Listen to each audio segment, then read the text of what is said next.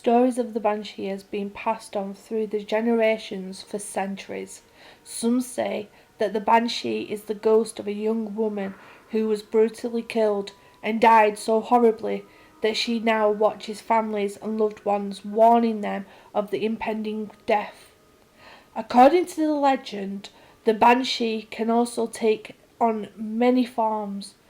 However, in Ireland, she has been most commonly seen as either a beautiful young woman with long flowing silver, sometimes red hair, or as an old woman with rags, with dirty grey hair, long fingernails, and sharp pointed rotten teeth. Both descriptions also give the Banshee's eyes, which are noticeably red from crying so much. Here are some appearances that the Banshee is said to take. An old woman dressed in black with long grey hair and covering her face with the veil. An old woman with long white hair, red eyes and dressed in a green dress. A deathly pale woman with long red hair, dressed in a white dress, sometimes a shroud. A beautiful woman wearing a shroud. A beautiful woman with silver white hair wearing a long shimmering silver dress, carrying or using a silver comb. A headless woman, naked from the waist up, carrying a bowl of blood. As you can see, there are a few variations on the description of how the Banshee actually looks. However, the fear she instills in people who have the bad luck of hearing her is always the same. What all witnesses of the Banshee agree on is the most terrifying wailing. The Banshee is famous for her long, melancholy keening, which is an Irish word which is used to describe the lament that women used to do over the body of a deceased person to ward off evil spirits. Originally, it was said that the Banshee only keened for the families O'Grady, O'Neill, O'Brien, O'Connor and Kavanagh. However, there are stories from various other families, and that she particularly favourites those with an O or a Mac in the surname, such as O'Brien or MacNeil, for example. Stories have been passed down through generations of Irish families which their personal experiences of meeting with the Banshee and this family were no different. I remember being told as a young child of an uncle who was walking home on a cold and blustery night, probably 3 sheets to the wind, after partaking of a sniffer to keep the cold out. And on arriving home he told my grandmother that he had tried to comfort an old woman he had met along the way, describing her to his mother.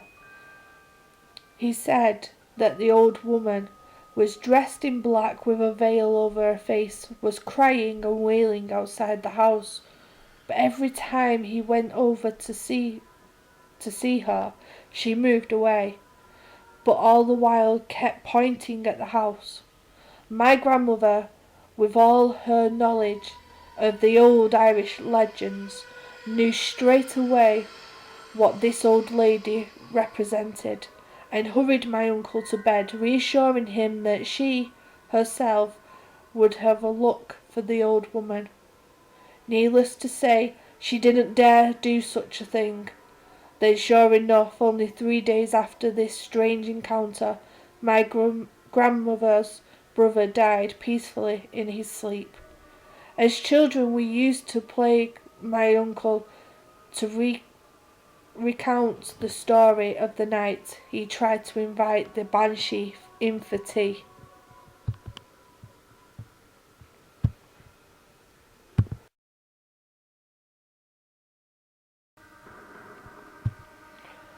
Long ago, on a wild Scottish coast, a fisherman spent all day at sea, but he caught only a few very small fish.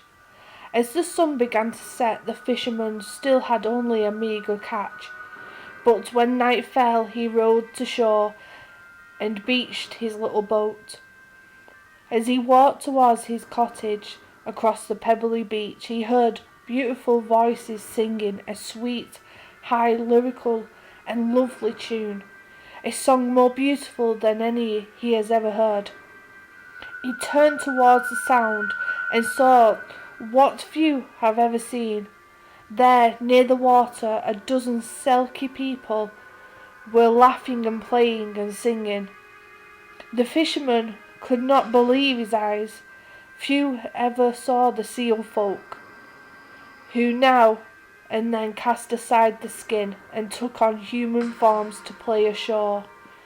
The fisherman stood and stared, but when the Selkie people noticed him, they quickly dived into the sea, and slipping beneath the rolling waves, they disappeared.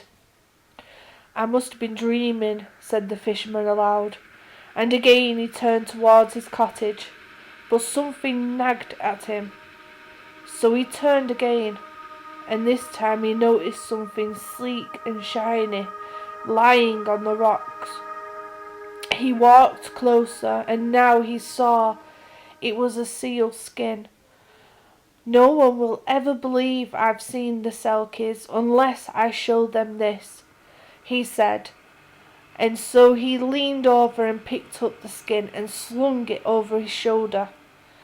And as he walked he whistled, and then he suddenly stopped. My, what a fine penny I'll earn by selling this. And just as he said this, he heard footsteps close behind him, and fearing a thief he quickly turned to look. Now there was no thief behind him. No, indeed. It was an extinguishingly beautiful young woman standing there. But she was weeping so hard, it nearly caused the fisherman's heart to break. Beautiful lady, he said, why do you weep? She sniffed and looked into his eyes.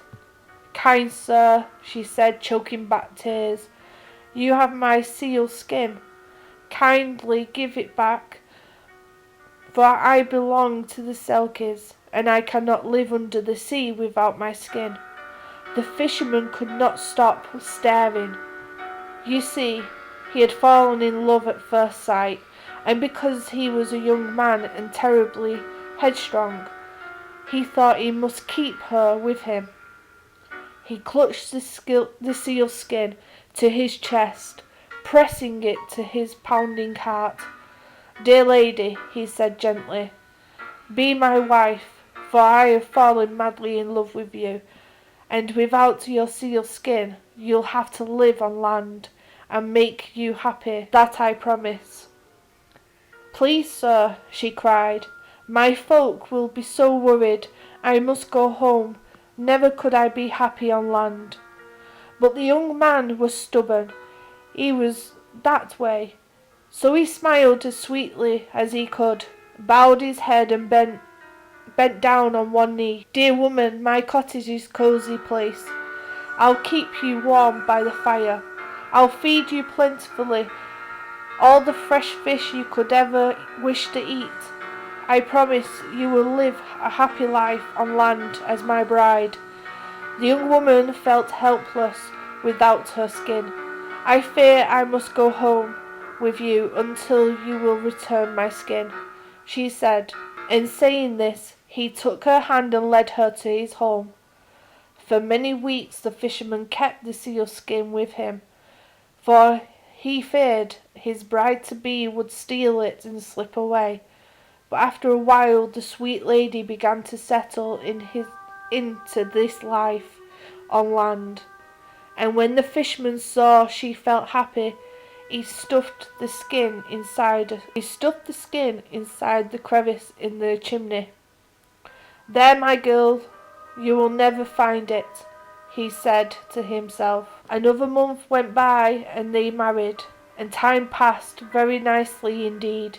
They led a happy life, for though the fisherman was stubborn, he was also kind and generous. He truly loved his wife, and he always worked hard to make her happy. After a while the Selkie woman grew to love her stubborn husband, and sometimes she would sing to him.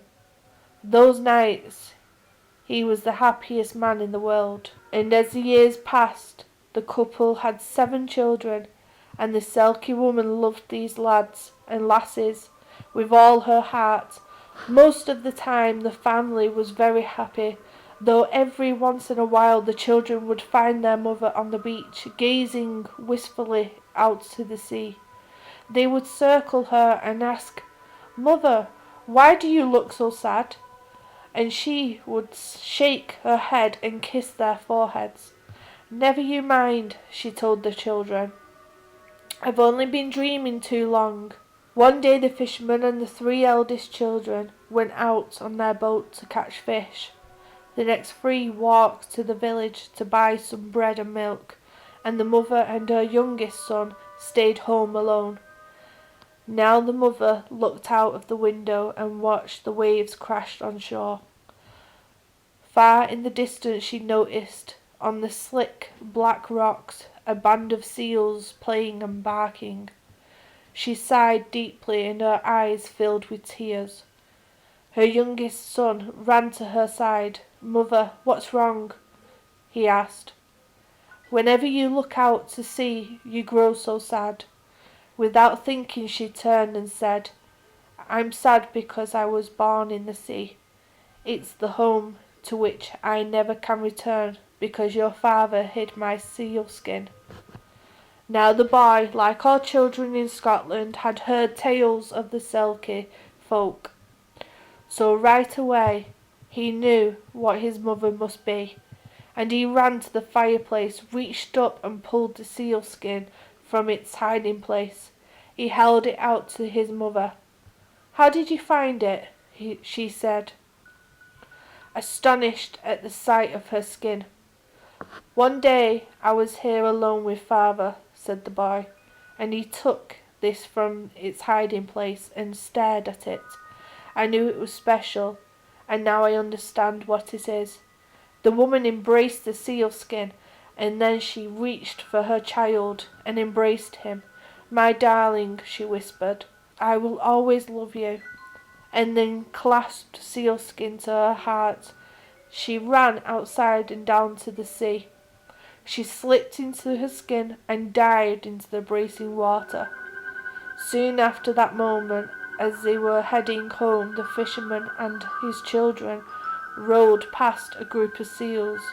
As they passed, the fisherman noticed a sleek young seal gazing at the boat, a strange expression on her face, and just as they were motoring out of sight, he heard that seal cry a plaintive sound, and then she disappeared under water. When the fisherman arrived home, he learned what had happened, and he felt his heart breaking into 2.